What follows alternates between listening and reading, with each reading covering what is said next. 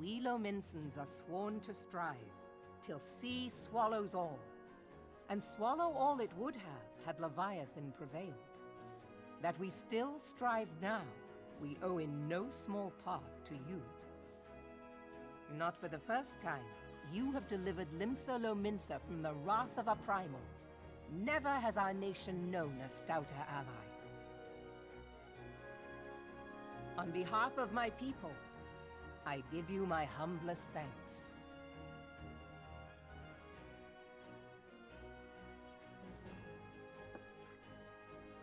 'Tis meet that I give thanks to old Mistbeard, too, for his fine solution. Whatever else he may have been, 'tis clear he was a resourceful soul. Would that I had a man like him in my service.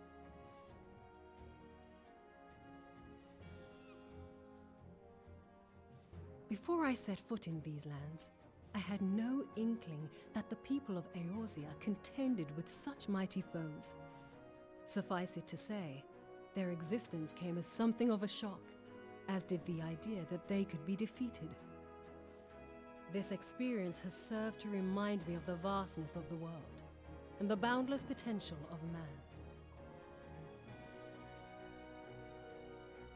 Though I am but a refugee in this realm, I would fain be of use to you in your fight. Know that I am tutored in one of the foremost combat arts of the Far East. It may seem outlandish to the Eorzean eye, but should any of your people care to learn, I would be pleased to initiate them. And I will see to it that they are grateful. I have no doubt that your knowledge and skills will serve us well. Besides, your art is not so outlandish as you think. Would you not agree, Master Thancred? Naught escapes your searching eye, Admiral. Few are privy to this information, but Limsa Lominsa is home to a certain secret fraternity. Its members are trained in a form of combat not unlike your own. By my judgment, it should not be beyond such individuals to adapt to the techniques I witnessed you employing with such admirable deftness. I am heartened to hear this. I too noted a kinship between your style and mine own, though it seemed to me that you fought differently in the beginning. I suppose I did. What can I say? I'm a man of many talents. Though you may labor to believe it, Thancred was once something of a scoundrel who fraternized with the criminal class in these parts. Yestola! You jest, of course. But for a chance encounter with Alphino's grandsire, he might never have left Limsa Lominsa, or received an education in Sharlayan, or taken up his post in Uldar, which is where he trained in the blade, lest you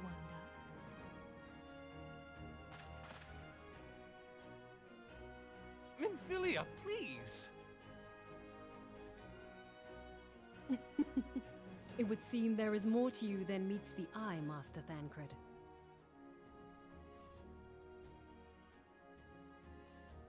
Lady Yugiri, I am told that you and yours came to Eorzea seeking permanent resettlement, and that many domins have since been engaged as frontier hands at Revenant's Toll. Moderna is many things, but a place of refuge it is not. Know that I would like nothing better than to furnish your people with a new home here on Lominsan soil. Alas, racked by instability as we are, our nation is in no fit state to take you in. Yet I'll not have it said that we turned a blind eye to your suffering. Until such time as we can do more, I pledge to send provisions. We are in your debt, Admiral. I realize that it scarce qualifies as repayment, but if it please you, I shall set about sharing my martial knowledge with your people at once.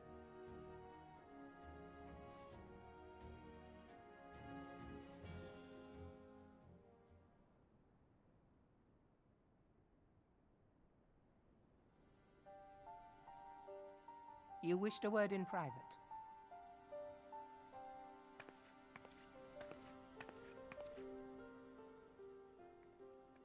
The better not to spoil the festive mood.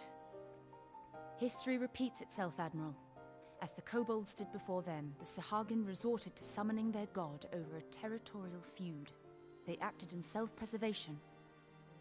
It may be that the Sahagin initiated this particular clash, but how it begins does not interest me so much as how it ends.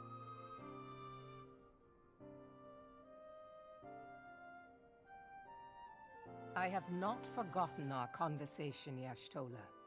I am aware that man bears part of the blame for the Primal's existence. Nor am I ignorant of the Sahagin's reason for acting. They sought to secure a place to breed and multiply that their kind might survive. Self-preservation, as you say. But we have as much right to live and thrive as they. If our own survival is threatened, are we to lay down our arms and welcome oblivion? Nay. And so you kill, that you might live. Yet if living is a right, then that right belongs to all peoples, be they men or beastmen.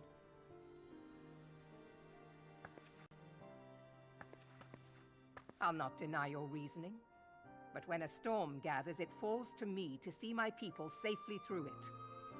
That is my duty, and I shall do it.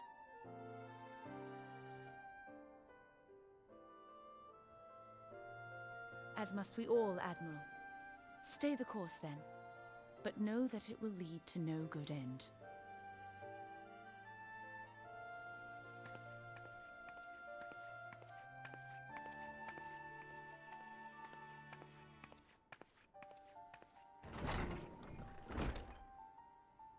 Man has ever put himself first and foremost. To justify his actions, he clads himself in the armor of righteousness, though it be a fancy of his own making.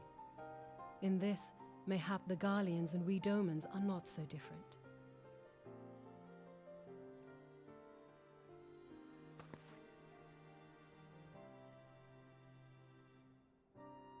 Eorzea has become as a raging sea. If we are to keep our heads above the waves, we cannot scruple to drown the man next to us. When hopes of coexistence founder, strength must determine who has the greater right to live.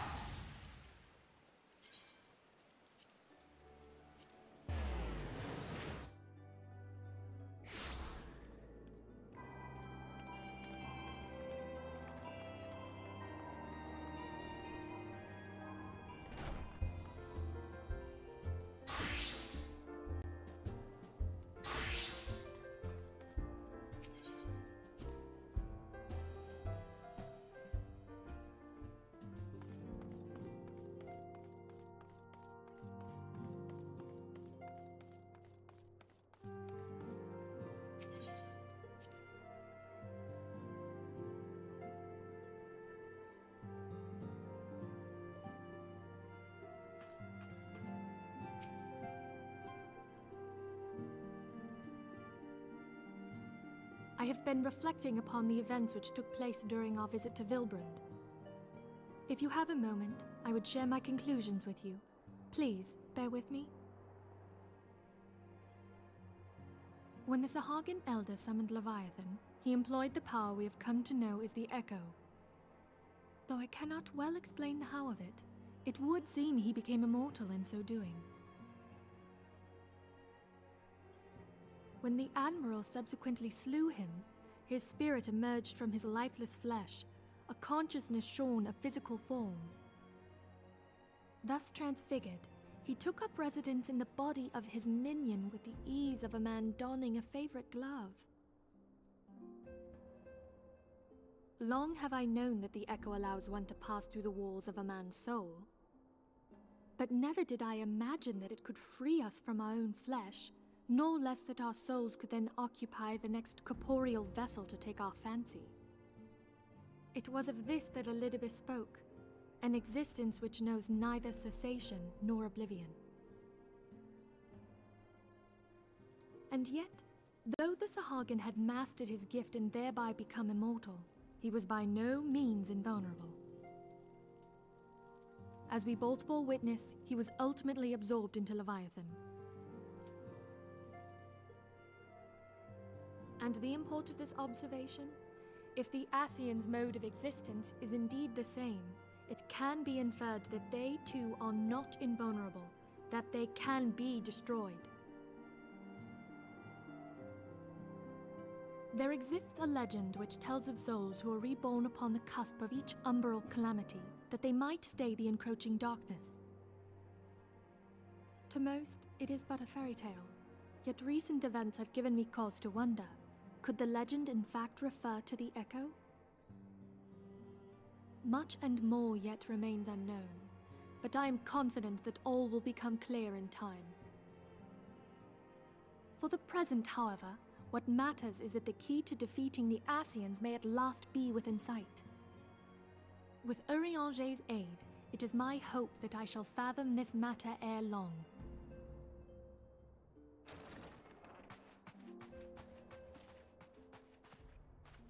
Oh, I was just about to send for you, my friend. Is Artemis? Grave tidings from the Sharlayan motherland, my lady. It doth concern our distant allies, the students of Baldessian. What of them? My lady, the Isle of Val, which for many years hath been the Order's home, is no more. No more? Whatever do you mean? I relate only that which hath been conveyed unto me by our agents. An etheric wave of the highest magnitude was recorded in the region. Soon thereafter, 'twas observed that the isle had ceased to be. 'Tis postulated that a magic was evoked, like in power to Ultima. 12 preserve.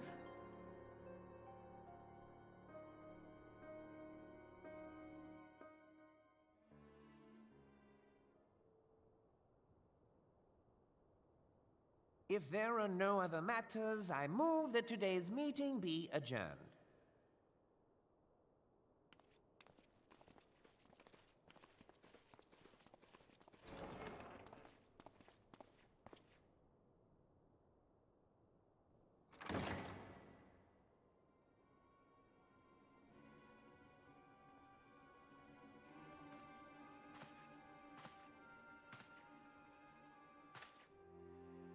It is done, my lord.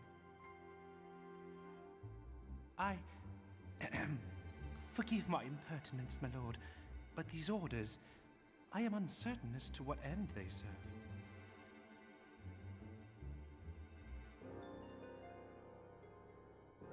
Revolution.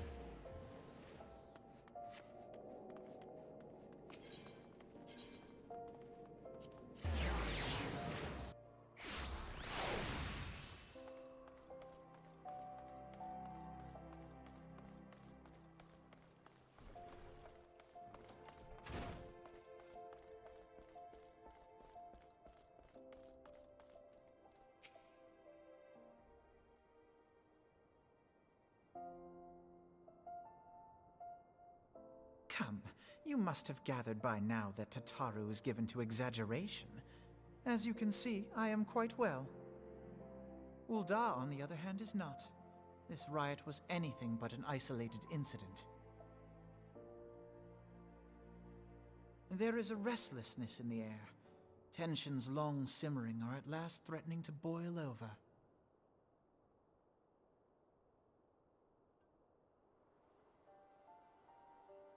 Ul'dah is a nation infamous for the great disparity between the wealthy and the poor.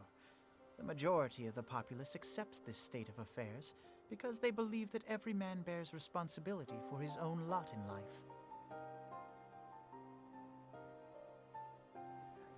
To an Ul'dan, money is the foremost, and some would say the only measure of a man's worth. Small wonder that the wealthiest wield the greatest influence. So where do the refugees fit into this social hierarchy? What place is there for those who fled Alamigo and the destruction of the Calamity? Plainly, there is none. They have no wealth, no power, and no worth. To the Ul'dan way of thinking, they may as well not exist.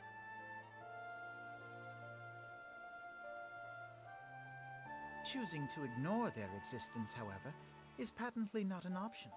General Rauban and the Sultana understand this, which is why they ordered the Immortal Flames to provide the refugees aid and succor. Yet none would dispute that the expenses incurred by this policy grow by the day, with no end in sight.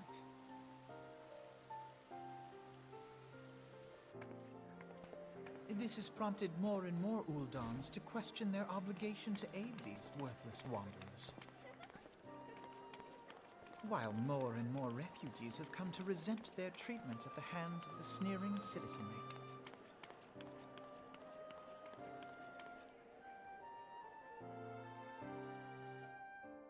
The manner of Lord Lolorito's refusal to grant the Dolmens asylum bespoke a disdain for all refugees, an attitude shared by the rest of the monetarists.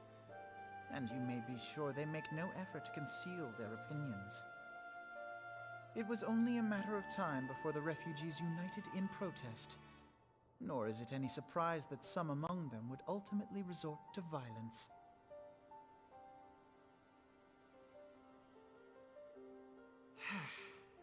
That the Immortal Flames should choose this of all occasions to engage in joint training exercises with the other Grand Companies. By the time they return, the situation may well have deteriorated beyond mending.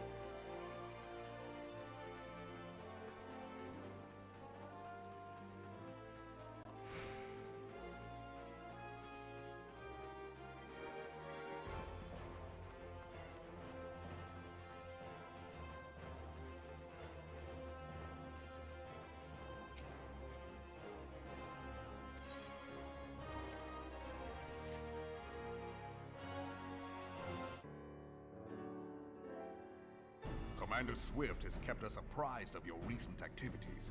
You've made great strides towards quelling the violence. Despite our best efforts to determine what provoked this uprising, the truth continues to elude us. Have you uncovered aught which might shed some light on the mystery?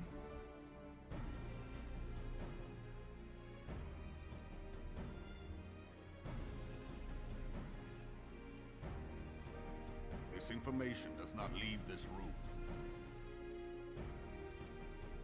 The Syndicate's decision to reject the Doman refugees' appeal for asylum had lasting repercussions. A number of those displaced by the calamity claimed it was proof of a policy of discrimination. Together with a group of Alamegan refugees, they organized a series of demonstrations to protest against the Sultanate. Demonstrations which became heated, but did not descend into violence. Until a certain incident served as a call to arms. A unit of brass blades sent to supervise a demonstration loosed arrows upon unarmed protesters. It was this atrocity which prompted the refugees to take up arms. I need not tell you what followed. We assumed at first that the attack was born of a miscommunication. When emotions run high, they happen. But suspicions were raised regarding the unit's commanding officer, whom I ordered interrogated. Sure enough, our fears were soon confirmed. The dog confessed that a merchant had offered him coin to give the order. A merchant in the employ of Teleji Adeleji. Teleji Adeleji. But he spoke in favor of the Doman's cause, and has ever seemed sympathetic towards the refugees' plight. Why would he do such a thing? Know you of the Cartano Reclamation Bill? It is a proposal to annex the Cartano Flats so that refugees may establish permanent settlements. When last I looked, that was disputed territory. Aye. Some might even call it a battlefield.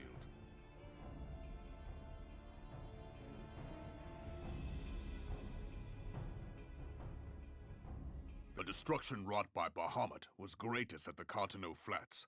That much is common knowledge. What is less well known is that his rampage laid bare ancient Alagon ruins, of which no record existed.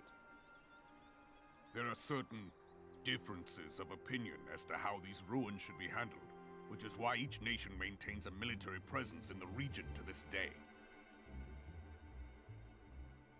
Yet differ though we may, we are still allies. Therefore, in the interest of preserving the Eorzean alliance, we have reached an agreement.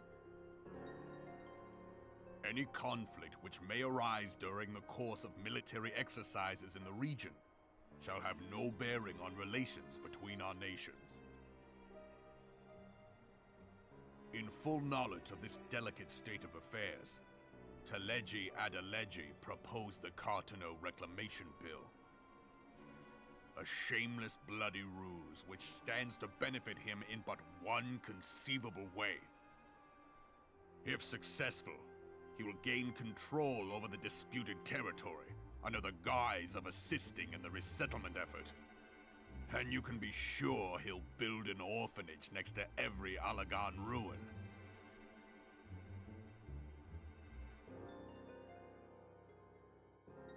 The man would threaten the unity of the Eorzean alliance and risk countless lives for personal gain.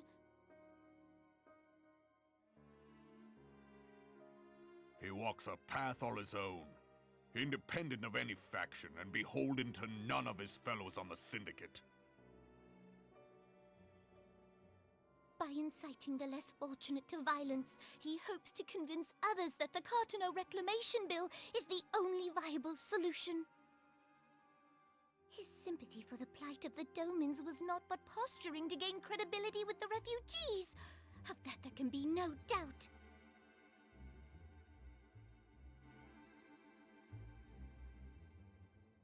Forgive me, but what could possibly motivate Teleji Adeleji to go to such lengths? What is so special about these ruins that he would risk his position on the Syndicate, and, most likely, charges of treason against the Sultanate? Omega. Pardon?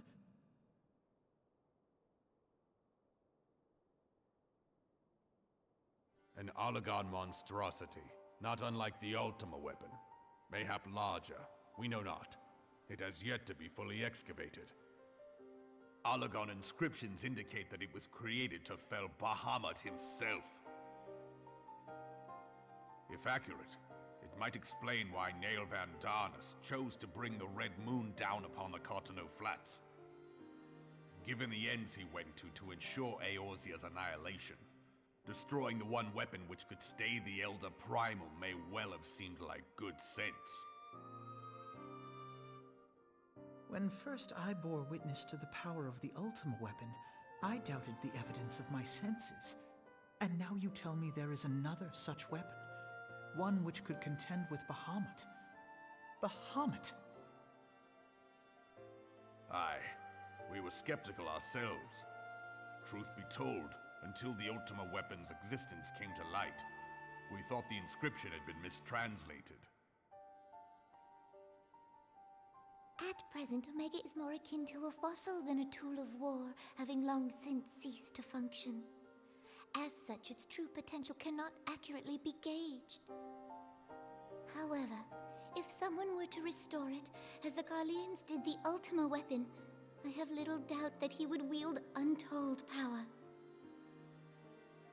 Power enough to subjugate Uldar like as not, and the rest of Eorzea besides, which is doubtless why Teleji Adeleji yearns to have it.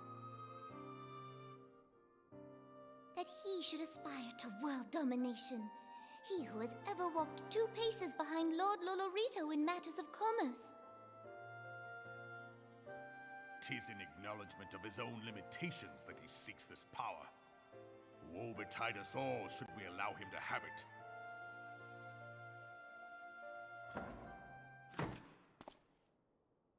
Pray waste no time chasing rats. Only a fool would believe that secrets can be kept in Uldar.